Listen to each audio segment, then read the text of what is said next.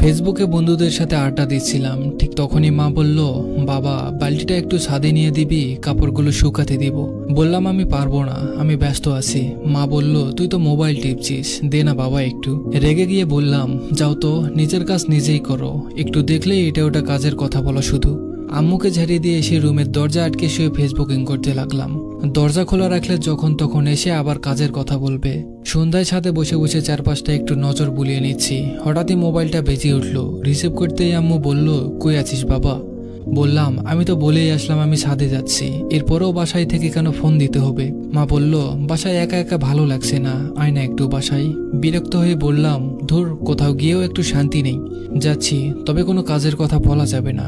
মুচকি একটা হেসে দিয়ে বলল, আচ্ছা আয়। বাসায় আসলাম। আম্মু রান্নাঘরে রান্না করছে আর আমি ড্রয়িং রুমে বসে টিভি দেখছি। একটু পরেই আবার আম্মু রান্নাঘর থেকে আমার কাছে আসলো আর বলল, বাবা রান্নাঘরের ট্যাপে পানি আসছে না, একটু পানি এনে দিবি ওই ট্যাপ থেকে। রেগে গিয়ে বললাম, আমি আগেই বলেছি আমায় কোনো কাজের কথা বলা যাবে না, এগুলো রান্না বান্না করা মেয়েদের কাজ, আমি ওসব করতে পারবো না, তুমি যাও তো, আমায় কার্টুন দেখতে দাও। বারবার মুখ করে আম্মু চলে গেল। প্রায় 20 মিনিট চলে গেল। টিভির সাউন্ড একটু বেশি দেওয়া ছিল। হঠাৎই নজর পড়লো ট্যাবের কাছে, বালতিটা পড়ে আছে, চিপচিপে পানিও দেখা যাচ্ছে।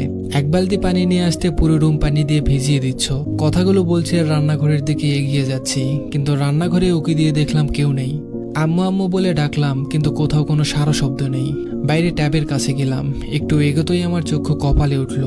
আম্মু মেঝেতে পড়ে আছে, চারিদিকে রক্তে লাল হয়ে আছে। দৌড়ে আম্মুর কাছে আসলাম। আম্মু, কি হয়েছে তোমার? আম্মু, কথা বলো। কি করব কিছুই মাথায় আসছে না। কোলে করে নিয়ে বাসা থেকে বের হয়ে একটা সিএনজি নিয়ে পাশের হাসপাতালে গেলাম। বাবার বন্ধু এই হাসপাতালের ডাক্তার। আম্মুকে নিয়ে আসতে তাকে ওটিতে নেওয়া হলো। নিজের উপর আজ খুব রাগ হচ্ছে। এক বালতি পানি নিয়ে এসে দিলে কেমন ক্ষতি হতো। আম্মুর কিছু হয়ে গেলে নিজেকে কখনোই ক্ষমা করতে পারবো না। একটু পরেই একজন নার্স এসে একটা কাগজ ধরিয়ে দিয়ে বলল, এগুলো নিয়ে আসুন তাড়াতাড়ি। আমি দৌড়ে ডিসপেন্সারিতে গিয়ে ওষুধগুলো নিয়ে আসলাম। আমি এসে দেখি ওবায়দুল আঙ্কেল ওটির বাইরে দাঁড়িয়ে আছেন। আঙ্কেলকে বললাম, আম্মুর অবস্থা কেমন এখন? আঙ্কেল বললেন, তোমার আম্মুর অবস্থা খুব খারাপ। তোমার আম্মুকে আমি গত সপ্তাহে বলেছি ভারী কাজ না করতে, কিন্তু কে শোনে কার কথা? শরীর একেবারেই দুর্বল, পড়ে যাওয়ার জন্য অনেক রক্ত বেরিয়ে গেছে। বললাম, যত রক্ত দরকার আমার শরীর থেকে নেন, আমার সব রক্ত বের করে নেন। আঙ্কেল বলল, আমাদের ব্যাংকে কিছু রক্ত ছিল, সেগুলো দিয়েছি, কিন্তু শরীর রক্ত নিচ্ছে না। তুমি নিয়ে আসতে অনেক দেরি করে ফেলেছো। কষ্ট হলেও বলতে হচ্ছে, এখন সবকিছু উপরওয়ালার হাতে, আমাদের করার কিছুই নেই। তবুও ডাক্তাররা শেষ চেষ্টা করছে। চোখের পানি মুছতে মুছতে বললাম, প্লিজ আঙ্কেল, এমন বলবেন না, আমার আম্মুকে বাঁচিয়ে দেন। আমার কথা শেষ না হতেই সাদা কাপড়ে মুড়িয়ে একটা নিতর দেহ নিয়ে নার্স বেরিয়ে আসলো। একজন ডাক্তার এসে আমার কাঁধে হাত রেখে বলল, তুমি নিয়ে আসতে অনেকটা দেরি করেছো, নয়তো তাকে বাঁচানো যেত। আমার পুরো পৃথিবীটা আজ থমকে গেছে। যাকে আমি এত অবহেলা করতাম, আজ তার নিতর দেহ আমার শরীরের সমস্ত শক্তি কেড়ে নিয়েছে। দু চোখ দিয়ে অঝরে পানি পড়ছে। কাপা কাপা হাতে মুখ থেকে কাপড় সরালাম। কোনোদিন ভালো করে এই মায়া মুখটা দেখা হয়নি। পৃথিবীর সমস্ত মায়া যেন এই মুখে।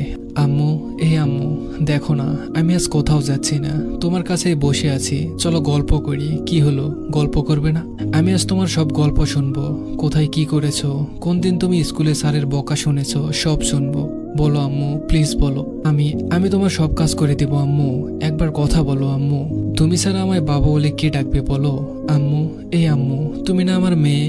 এভাবে অভিমান করো না মা, চোখ খোলো না। দেখো, আমি কোথাও যাইনি। আমি তোমাকে ফেসবুক চালানো শিখিয়ে দিব। এই আম্মু, কথা বলো না একবার। এভাবে কেন চুপ করে আসো? প্লিজ আম্মু, আমার কষ্ট হয়তো আম্মু। ও আম্মু, তুমি না বলতে আমার চোখের পানি দেখবে? আমি নাকি পাষাণ? এ দেখো আম্মু, আজ আমার চোখ ভিজে গেছে, কোনো বাঁধন মানছে না। একবার কথা বলো আম্মু, আমি তোমায় রানীর মতো করে ডাকবো। সবকিছু আমি করব, তুমি শুধু একবার বাবা বলে ডাকো। প্লিজ আম্মু, আমায় ছেড়ে যেও না। সেদিন আম্মু আর কোনো কথা বলেনি। ভার্চুয়াল জগতের মাঝে আমরা এতটাই ডুবে থাকি যে পরিবারের কথা ভুলেই যাই। তারাও চায় আমাদের সাথে সময় কাটাতে, আমাদের সঙ্গ পেতে। তাই সবাই নিজেদের পরিবারকে সময় দিন। তাদের সাথে যেটুকু সময় থাকবেন, সেটুকু আপনার হৃদয়কে প্রশমিত করবে। মনে রাখবেন, পরিবারের এক একটা সদস্য একবার হারিয়ে গেলে পৃথিবীর কোনো কিছুর বিনিময়ে আর ফিরে পাবেন না। ধন্যবাদ সবাইকে।